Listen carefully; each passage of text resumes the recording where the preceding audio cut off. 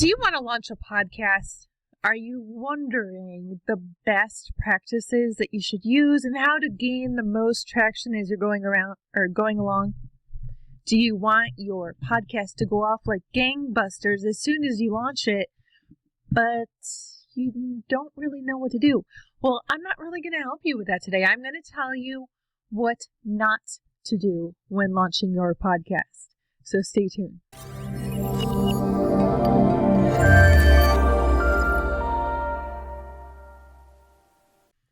I'm Kim Sutton. I'm host of the Positive Productivity Podcast, and I'm a marketing and automation mentor. And today I'm going to share with you 5 practices that you should not do when you're ready to launch your podcast. So let's jump in. Practice number 1. Do not go at it alone. When I started my podcast, I did have a podcast production team. However, they had to let me go a few weeks in. And we're going to get to more of why this was such a bad idea in number 2. But I had so much that I wanted to do with my podcast. I wanted a full transcription with every episode. I needed all the graphics. And I really didn't have time. I had a full client load. I had big ideas. And it was just a bad idea. I didn't have the time to do it. So part 1 of Don't Go At It Alone is that you should have a team supporting you along the way.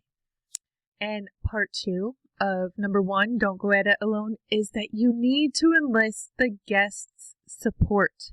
You are not hired by the guest to be their PR team. You are not being hired to go market the heck out of them. This is a collaborative effort and they are on your platform. So if the guests are going to be part of your launch lineup, enlist their support in making the launch huge.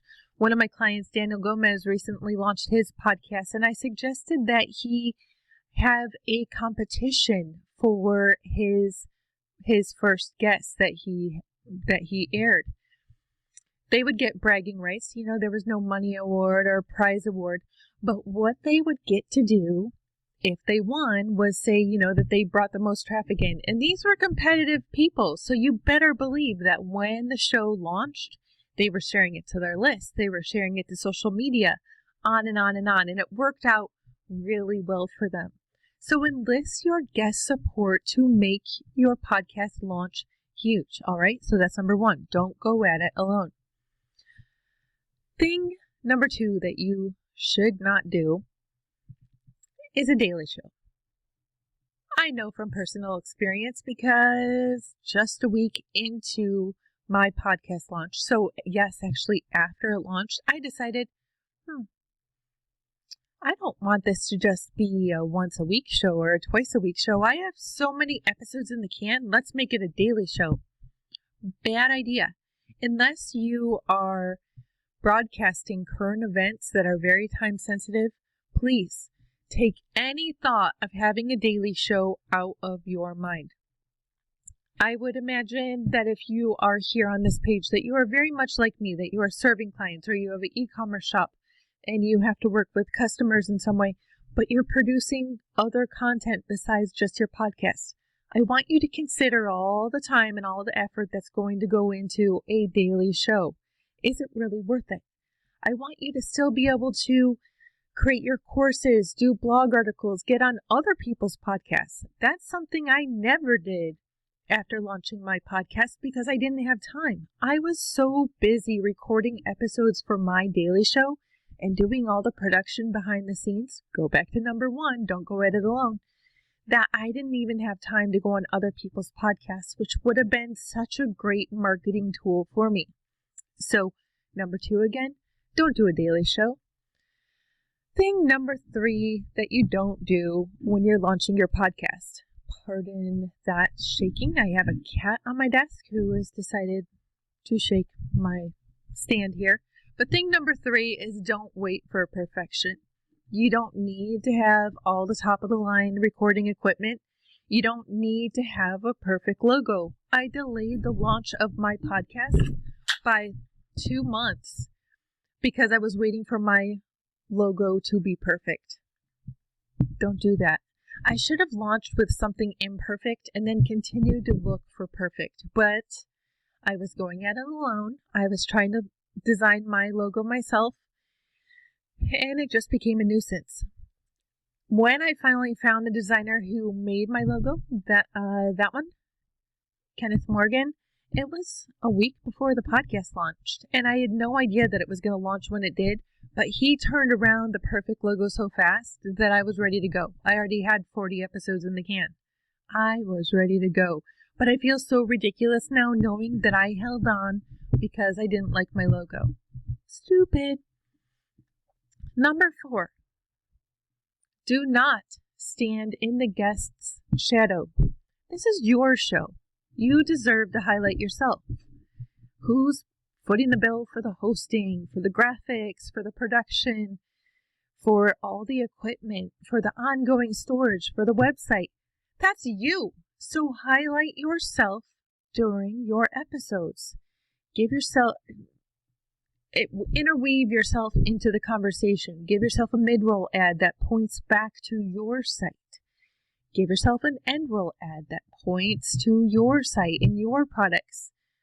By the way, I said don't stand in guest shadows, but I also want to add on, don't be so desperate for ads just to say that you got sponsors.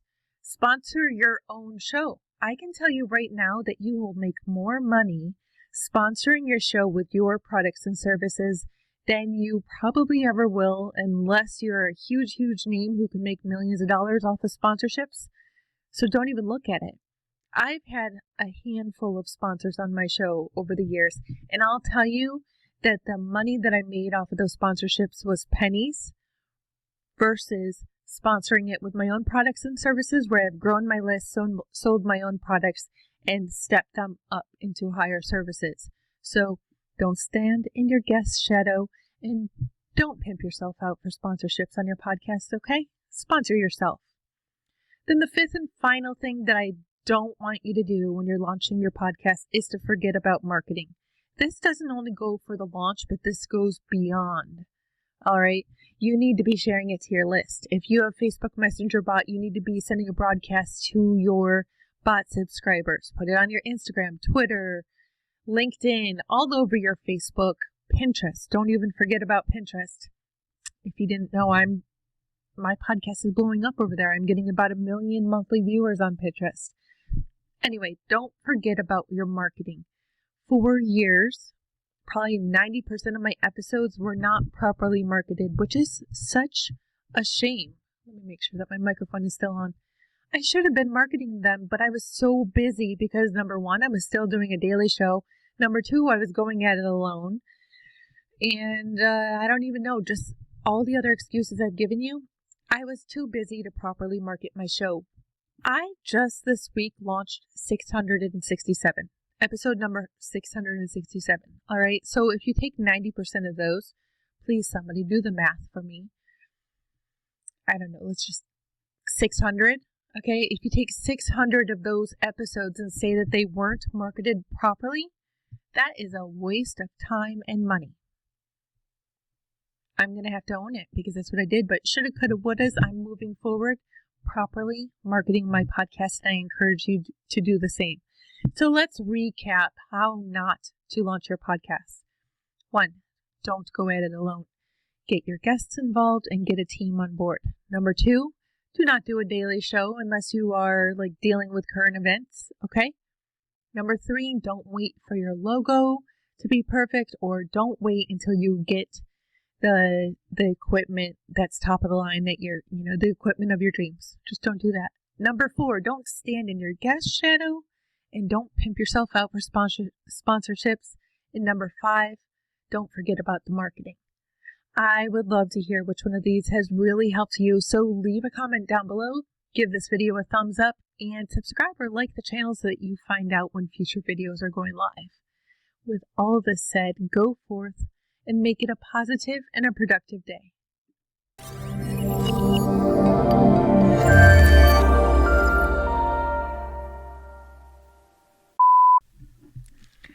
All right, let's try this again. I can see the sound working. If you want to know how to do a bad live, just click like on my channel right now and watch me real time, because without fail I will have cats, which is what I have right now. If I move my head, you're going to see one, and there's another right over here. You will see food in my teeth, or my microphone will be off, or any other things. Oh my gosh, I hope you don't see a butt cleaning shot right now. This is all going to be edited out for YouTube. I so appreciate you, my Facebook family, for being here with me. And dog barking. If I would have gone live earlier today when I wanted to go live, it was so crazy. This is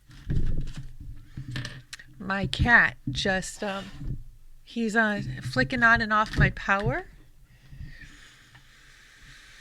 Maybe this will just turn into a huge blooper episode. Cat. No. So if I had gone live earlier today when I wanted to, what you would have heard was the lawn mowing guy.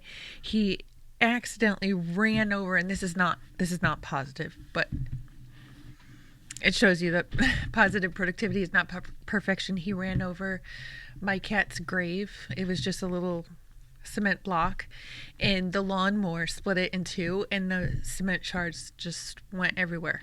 So maybe it's third time's the charm, right? That's all I'm trying to say. So I'm going to jump into today's content. Maybe I'll trim out all the beginning, maybe I won't. We'll see.